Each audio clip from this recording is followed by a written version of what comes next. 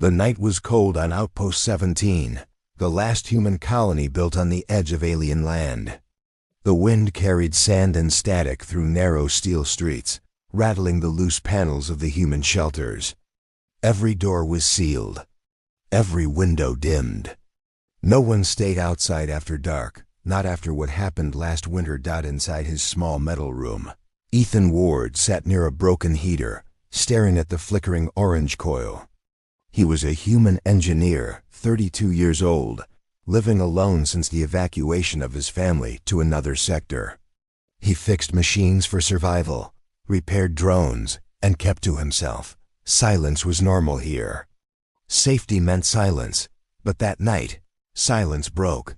3 soft knocks echoed through his door. At first, he thought it was the wind, until he heard it.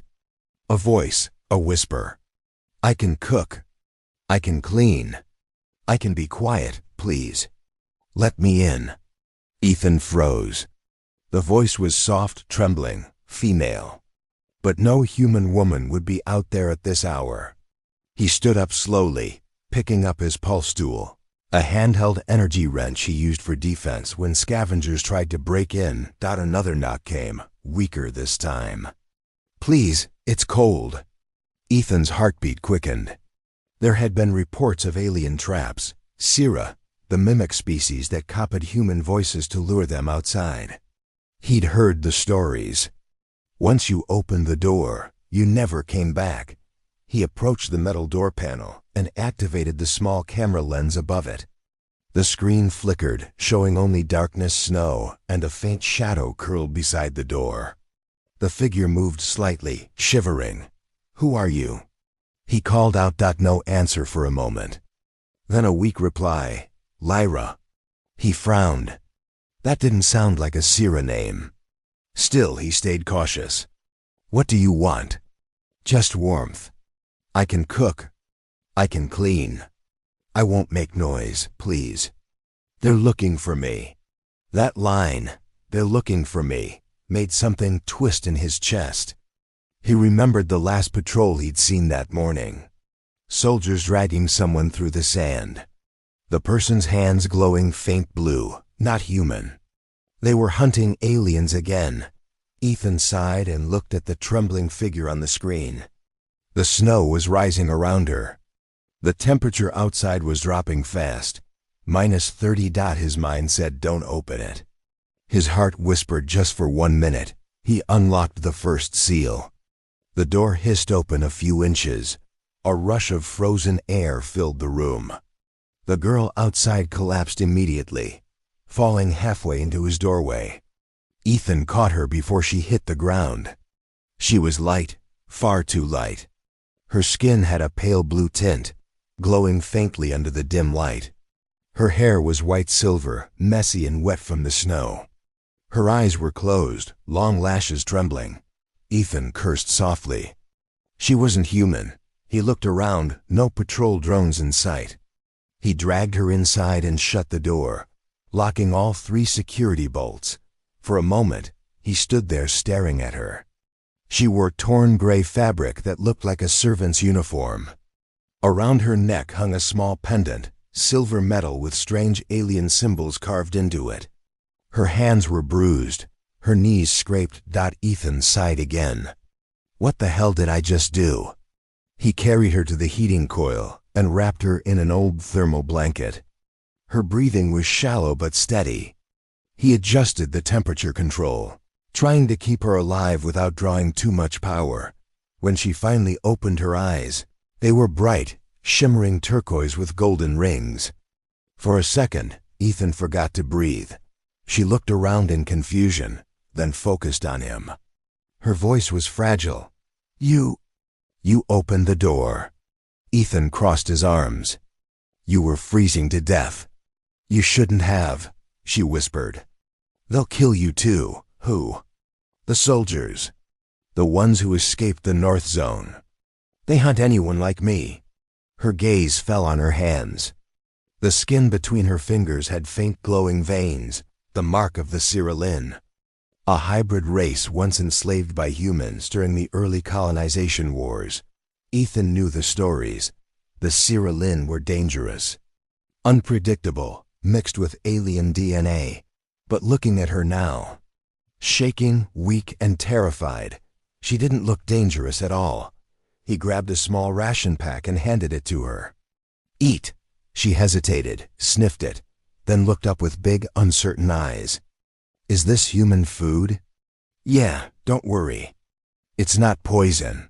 She smiled faintly. "You think I'm afraid of poison? I've eaten worse." Ethan didn't reply. He sat back, watching her eat slowly, almost like a child tasting food for the first time.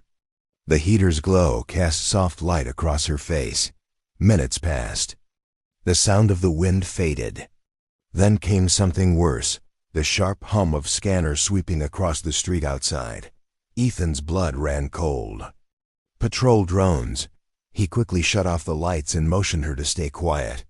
Through the small crack in the metal window, he saw 2 floating drones scanning the door numbers. Lyra's eyes widened.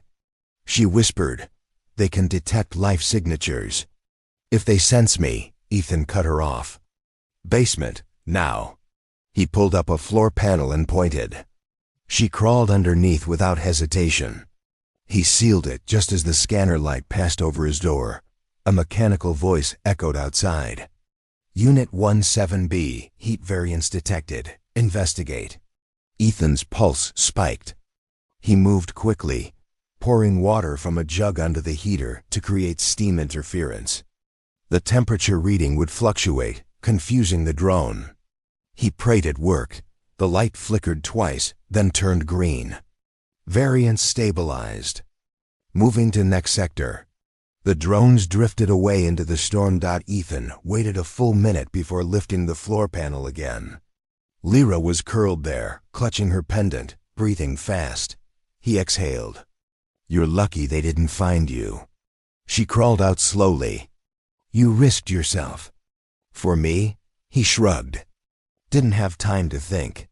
She studied him for a long moment, as if trying to understand why a human would help her. Then, softly she said, "Thank you." Her voice was calm now, but still carried a strange sadness. Ethan sat back against the wall, staring at the heater.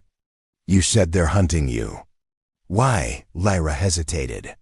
"Because I'm not supposed to exist." He looked at her confused. "What do you mean?" She touched her pendant. "The Cyrillin were born from experiments, part human, part alien. We were made to serve. Cook, clean, obey. That's all we were meant for. But some of us changed. We started thinking, wanting freedom. The commanders didn't like that." She looked down, eyes filled with guilt. "They destroyed us all. I'm one of the last." Ethan's stomach tightened. He'd heard rumors of that, secret purges hidden from public reports. But hearing it from her lips made it real. He muttered, "So you ran?" She nodded. "They killed my sister first. I hid in a supply truck heading south. I thought I'd be safe here. But they tracked me." Her voice trembled. "When I knocked on your door, I thought maybe you'd turn me in. I was ready for that. I just didn't want to die out there alone." Ethan didn't know what to say. The world he lived in was built on fear. Fear of the unknown. Fear of aliens. Fear of breaking the law. Yet this girl, this supposed enemy, looked more human than anyone he'd seen in years. He finally said, "You can stay tonight. Tomorrow we'll figure something out." Lyra's eyes softened. "Thank you, human." He frowned. "Ethan, my name's Ethan." She nodded slowly. "Ethan." She said it carefully, almost like she was tasting the sound. "I'll remember that." Outside, thunder rolled across the desert sky. The outpost lights flickered. Somewhere far beyond the walls, an explosion echoed, another sector under attack. Ethan glanced at the map on his console. "They're getting closer." Lyra looked at him. "You can still turn me in. You'd get a reward." He shook his head. "I don't sell people." She smiled faintly. "That's why you'll die one day." Saving someone like me. He didn't answer. He just turned the heater higher. Hours passed. She finally fell asleep beside the heater, wrapped in the blanket. Her breathing was soft, steady. Ethan sat there, watching her sleep, wondering what he'd just brought into his life. He could have ignored the knock. He could have stayed safe. But somehow, letting her freeze outside felt wrong. He leaned back, rubbing his eyes. The last thing he heard before dozing off was her whispering in her sleep, the same words she'd said at his door: "I can cook. I can clean. I can be quiet." But now, her voice sounded peaceful, not begging. Ethan didn't know it yet, but the moment he opened that door, his quiet life had ended. The next dawn would not bring safety. It would bring soldiers, secrets, and choices that would test what it truly meant to be human. And somewhere in the distance, a red signal blinked on a drone's console. Target detected. Outpost 17B.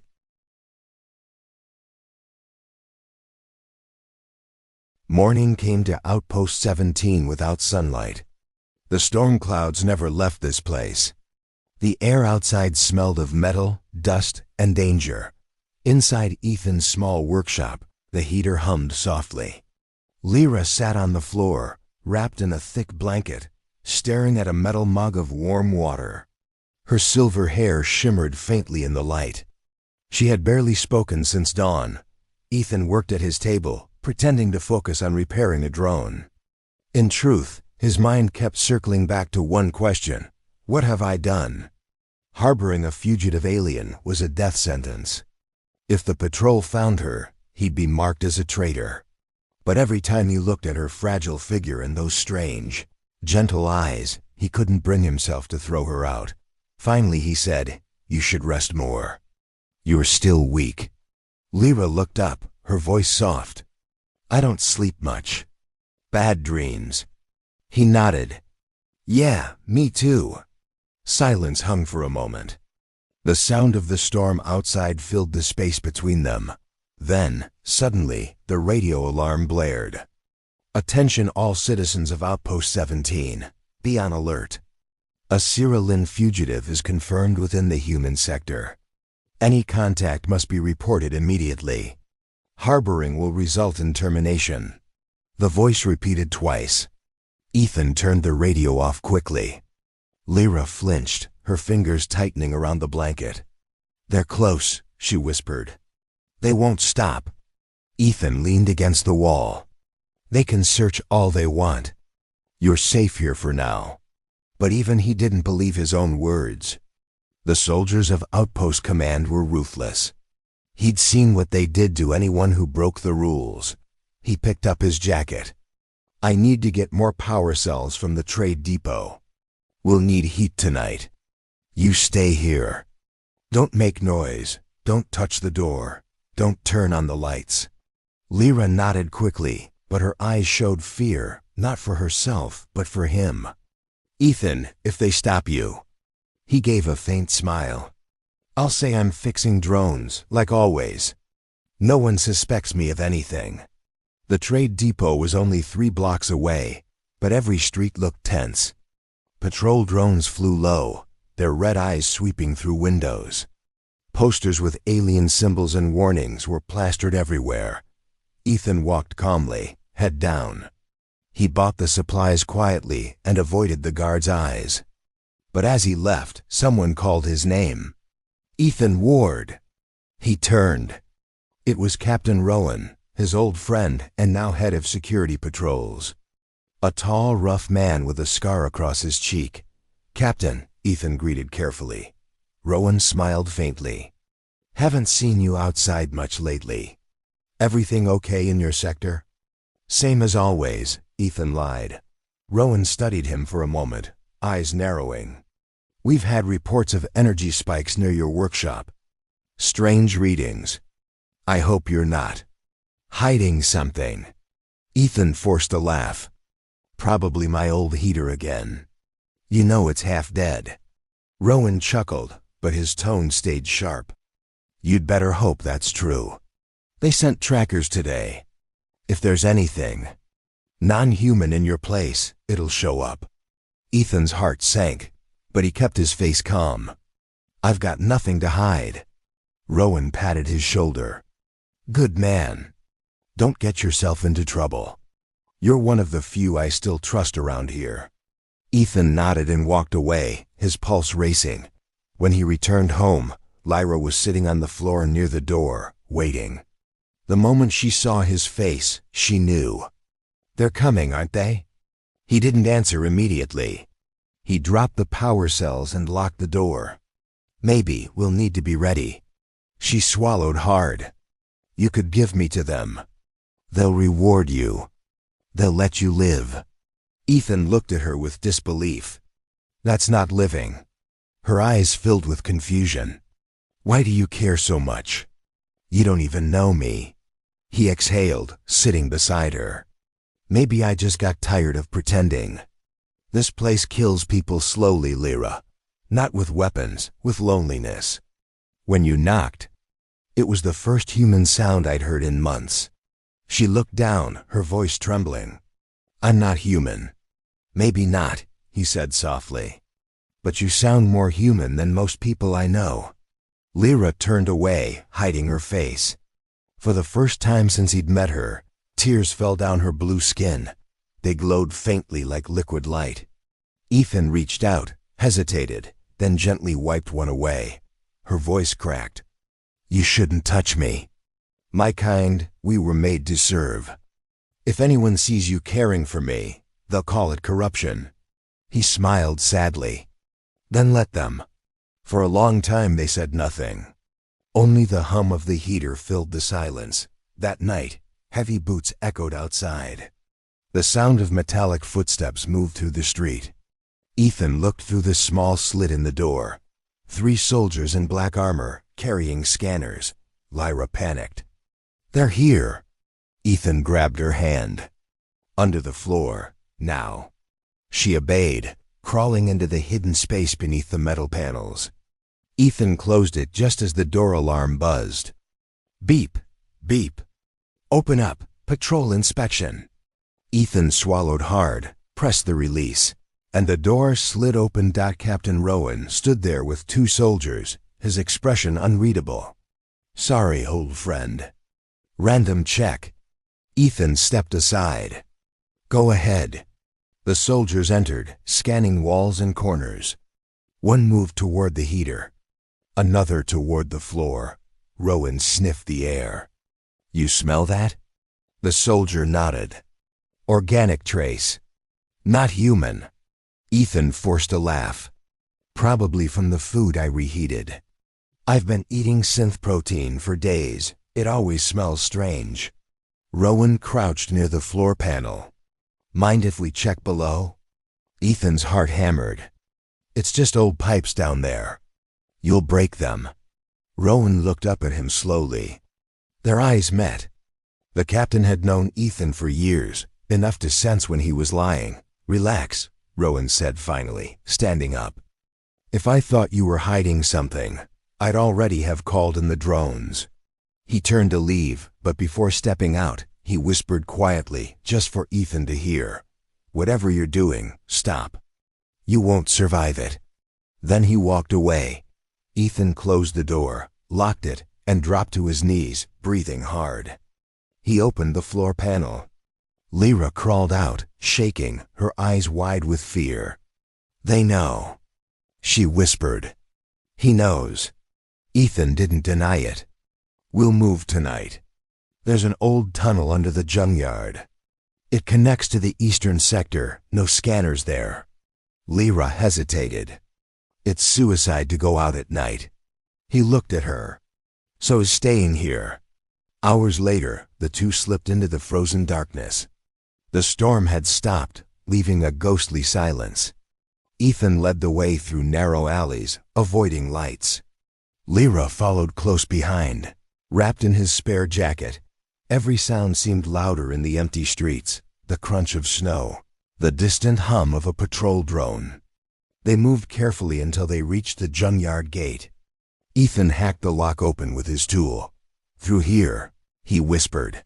They crawled through piles of rusted metal and broken machines until they found the tunnel hatch, half buried under sand. Ethan forced it open. Suddenly, a sharp noise echoed. The buzz of engines. Lights flared above them. Drones. Run! Ethan shouted. Lyra sprinted into the tunnel, her pendant glowing faintly. Ethan followed, closing the hatch behind them just as the drones fired. The blast shook the ground, throwing him forward. He fell hard, the impact knocking air from his lungs. Lyra turned back, panicked. "Ethan, I'm fine though." He coughed. They stumbled deeper into the dark tunnel, water dripping from the ceiling. The air smelled of rust and fuel. After several minutes, they stopped to rest, gasping for breath. Ethan leaned against the wall, wiping sweat from his brow. "We need to keep moving east. The exit should connect to the old cargo port." Lyra looked at him, worry written across her face. "You could leave me here. You don't have to keep risking your life." He shook his head. "I'm already in this. Besides, I don't leave people behind." She stared at him, her eyes shimmering in the dim light. "You humans. You destroy, but you also protect. I don't understand you." He smiled faintly. "Most humans don't understand themselves." She reached out, touching his arm gently. "Thank you for opening the door." He looked at her hand, blue against his skin, and realized how strange, yet right, it felt. Above them, the patrols continued scanning the city. Captain Rowan stood near the destroyed junkyard gate, staring at the tracks in the snow. He sighed deeply, then spoke into his radio. No sight of the fugitive. Tracks lost in the storm. The soldier beside him frowned. "Sir, should we continue search?" Rowan shook his head. "No, call it off." He watched the horizon, eyes heavy. "Let him go." Back in the tunnels, Ethan and Lyra found a small safe room, an abandoned maintenance pod. Ethan repaired the power lines while Lyra explored quietly. She found an old data screen with fragments of human news broadcasts, headlines about war, hunger, and extinction. She turned to him. "Your world. It's dying." He nodded slowly. "Yeah, we built too much and cared too little." She hesitated, then removed the silver pendant from her neck. Inside it, a small crystal flickered. "This," she whispered, "is why they hunt me. It holds data, genetic maps that can heal human cells. My creators built me to serve humans, but they also built me to save them." Ethan stared at her, speechless. "A cure?" She nodded. "For the virus spreading in your colonies. I escaped with it. They called it a defect. I call it hope." He couldn't believe it. All this time, she hadn't just been a fugitive. She carried something that could change everything. And suddenly, he realized the truth. They weren't running from soldiers. They were running from a secret that could save humanity.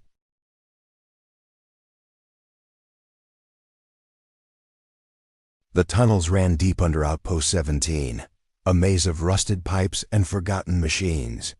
For hours, Ethan and Lyra moved through the darkness, guided only by the faint blue glow of her pendant. Each drop of water that fell from the ceiling echoed like a drumbeat of fear. Ethan's body ached, but he didn't stop. He knew that if the soldiers found them now, there would be no mercy. Finally, they reached a wide chamber, a forgotten transport bay. Broken cargo pods and shattered glass lay scattered across the floor. A single emergency light flickered weakly above them. Lyra knelt beside an old console and pressed her pendant against it. The machine beeped, then flickered to life. "I can open the data channel from here," she said softly. "But once I start the transmission, they'll know where we are." Ethan crouched beside her. "Then we make it fast." The truth revealed as the console glowed. Streams of code began to fill the screen, ancient genetic maps and encrypted formulas. Ethan didn't understand most of it, but one line caught his eye. "Human viral cure. Status. Locked." He turned to her. This could save people. Lyra nodded. It can. Your colonies suffer from the Gray Plague, don't they? It weakens the lungs, kills the children first. My creators designed me to carry the cure, hidden in my DNA. They wanted me to serve the humans who built us, but the army decided that giving power to a half-breed was dangerous. So they tried to erase every trace of us. Her hands trembled. All I wanted was to live. Now I realize I'm the only one left who can save you. Ethan's throat tightened. You're not alone anymore. She looked at him, eyes shimmering. You shouldn't have opened that door, Ethan. Now your life is tied to mine. He smiled faintly. Maybe that's not such a bad thing. The screen flashed red. ALERT, unauthorized transmission DTT, Lyra gasped. They found us. Above, faint echoes of boots rang through the tunnel. The sound grew louder, soldiers closing in. Ethan slammed a power cable into the console, boosting its signal. Keep the upload going. I'll buy you time. Ethan, no. You can't.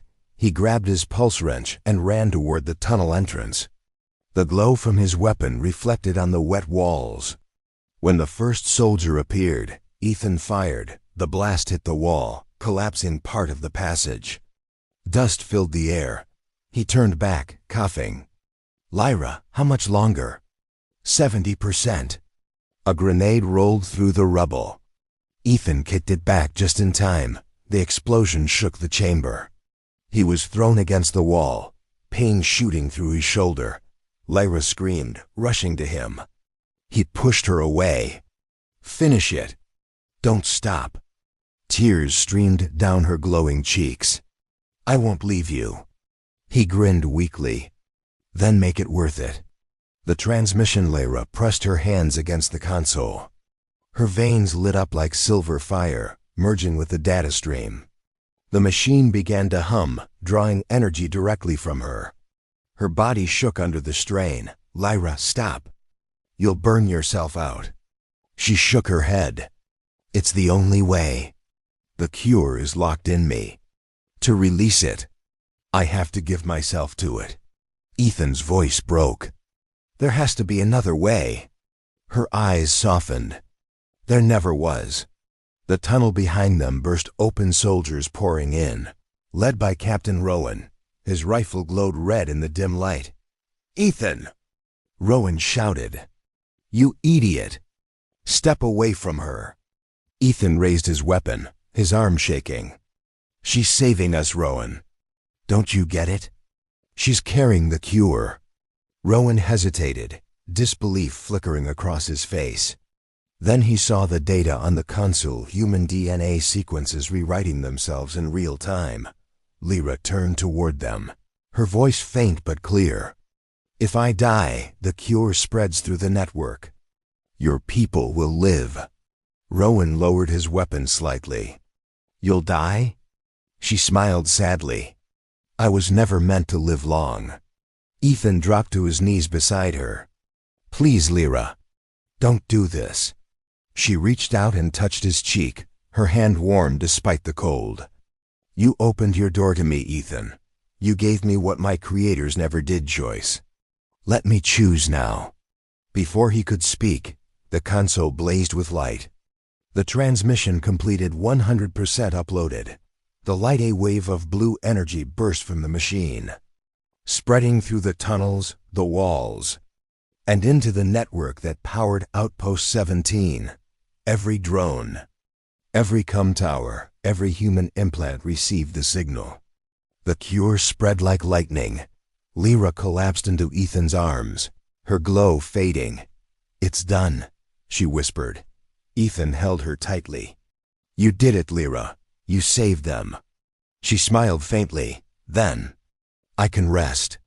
Her eyes dimmed, the pendant on her neck pulsing one last time before turning gray.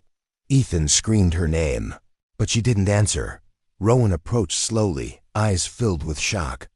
She actually did it.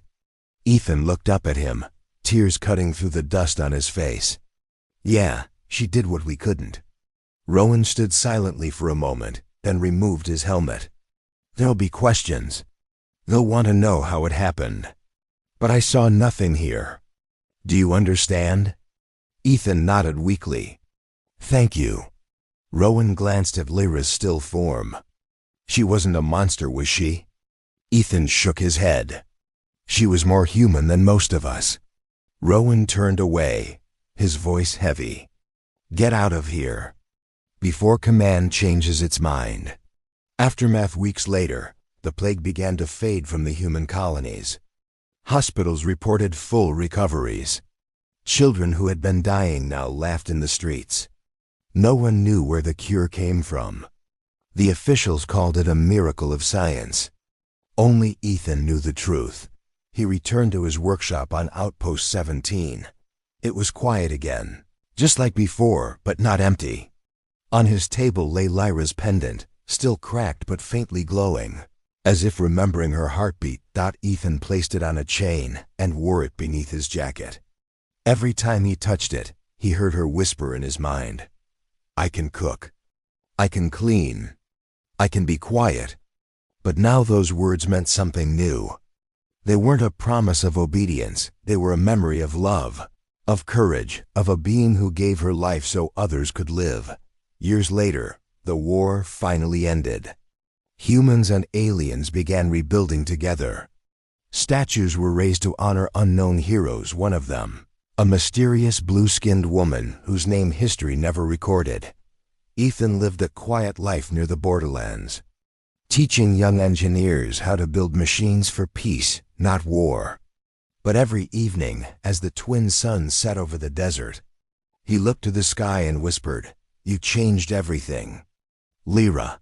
And sometimes when the wind passed softly through the metal towers, he swore he heard a voice answer back gentle and warm, I can stay.